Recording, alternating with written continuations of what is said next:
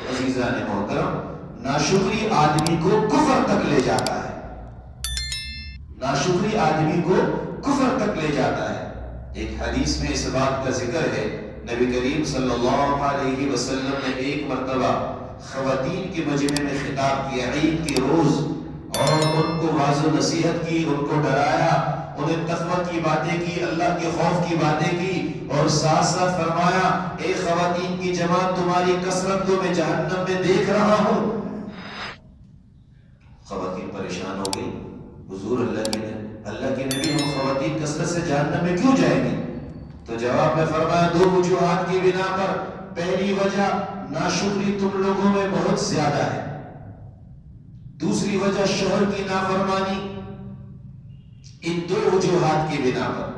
اور آگے اللہ کے نبی نے اسی حدیث کے آخری لفظ یہ ارشاد فرمایا کہ شوہر کی طرف سے ساری نعمتیں دی جاتی ہے، لیکن اگر کبھی کسی وقت کوئی نعمت سے محروم ہو جائے یا کوئی تندرستی آ جائے، فوراً خاتون کہتی ہے جب سے میں اس کے گھر آئی ہوں تب سے میں نے سکون کا سانس نہیں لیا، کوئی بھلائی نہیں دیکھی۔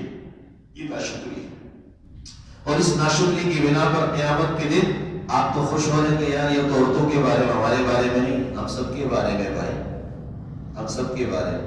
جو ناشکری کرے گا، چاہے وہ شوہر ہو چاہے وہ بیوی ہو، سب کا انجام یہی ہے۔